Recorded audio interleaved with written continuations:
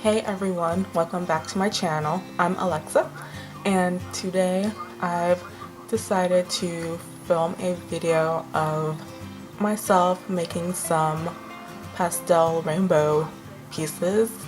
I'm going to try to make them like this.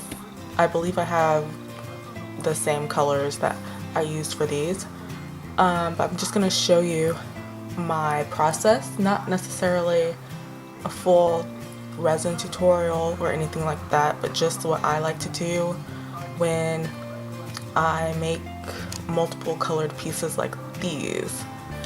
Now for these pieces I used acrylic paint, and I just want to say before I start that since acrylic paint is water-based, you want to use it in moderation, so you don't want to use a whole lot, otherwise you will risk your piece not curing. But if you don't use a whole lot, you have nothing to worry about. These pieces are pretty thin, as you can see, and they cured just fine. They're not bendy at all. And I only used about 1 or 2 drops per color alongside the white dye that I use. So using acrylic paint doesn't mean that your pieces will never cure, it just means that you need to use caution when using them. For these pieces, I think I'm gonna use Envirotex Light.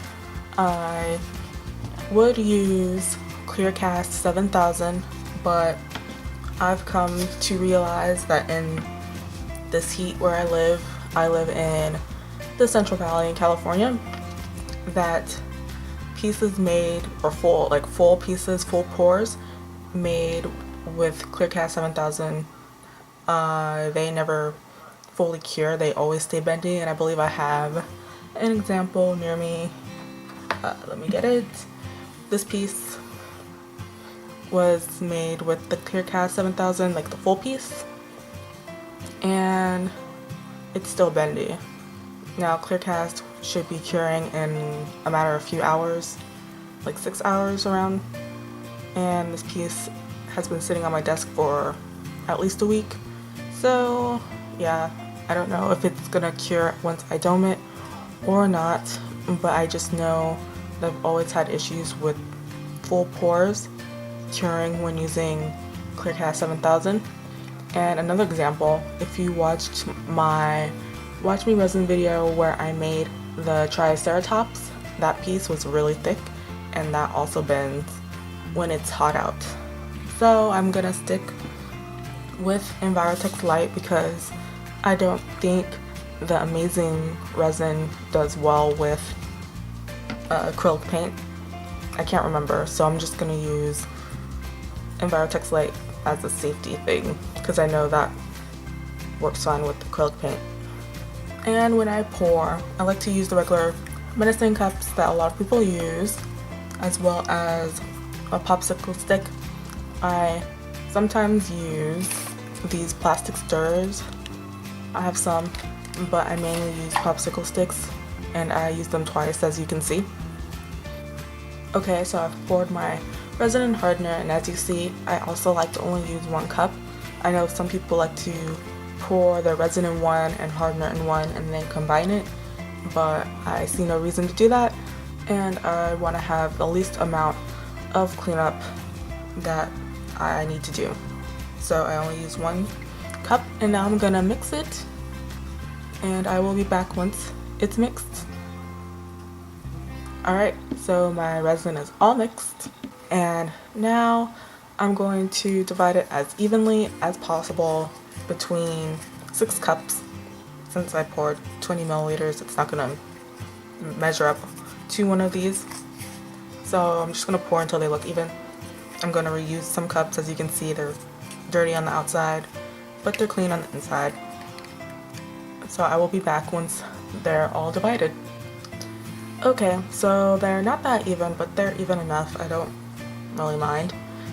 Now I'm going to put 1 color in each one, and I will show you which paint I'm using for each color. Pink instead of red. I think pink. And also, before I forget, I wanted to say that when you mix acrylic paint, you want to mix them in one at a time. Otherwise, the paint will dry on top of the resin and you'll get these weird clumps. I don't want to use too much because I know this color gets really dark. So if I were to put a drop of paint in each cup first and then go back to mix them in, the paint would dry on top of the resin, and then when I would go to mix it in, I would get these weird clumps. So just mix it in first and then move on to the next color.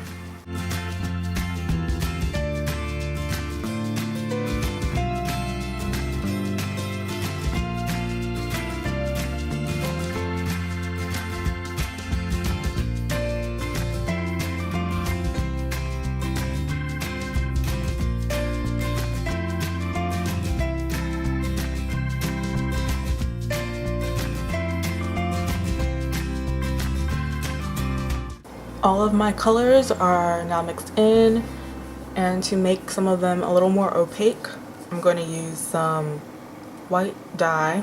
And if you don't have white dye, you can also use a little bit more white paint. But again, you don't want to use too much. So I'm going to add a drop or two to each of these, and possibly a little more if I want to alter the color some.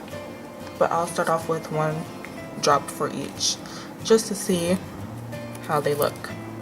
I have all of my colors mixed and I like all the colors, so I'm not gonna alter them anymore. And now I'm just gonna start pouring. I think I'm going to do horizontal lines, or however they come out. Maybe they come out vertically, who knows. But I'm just gonna start pouring.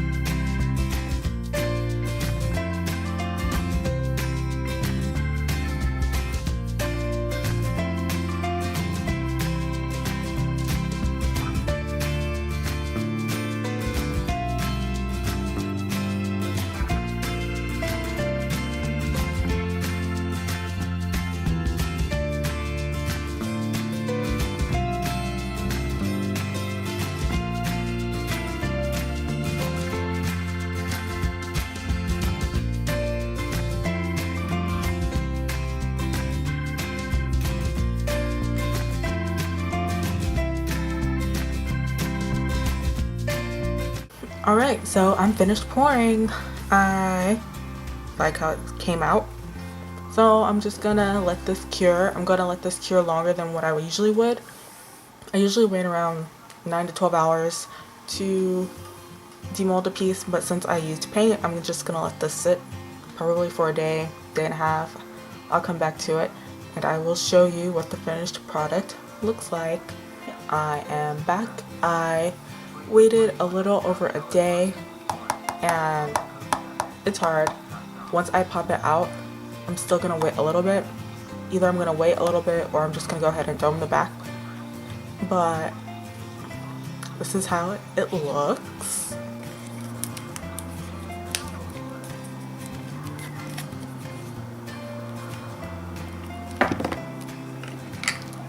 Ta-da!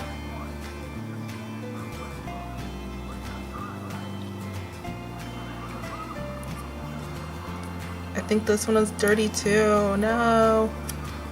I tried to clean it out, but I missed some things. I don't know if you can see that. That little dust. But now I am going to paint this, glaze it with some spray, and I will be back once it's finished. Here I have all of the pieces popped out. I had some extra, so I made a couple crescents, and unfortunately I didn't clean the mold as good as I thought, and there are little fuzzies in all of these, so not sure what I'm gonna do with them. And then this one I sprayed. I'm still trying to get used to the spray that I have. So you can see little marks.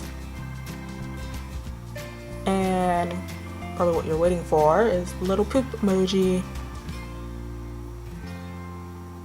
So as you see, it has a nice shine, but again, the marks. And there's little fuzzies in them here and there.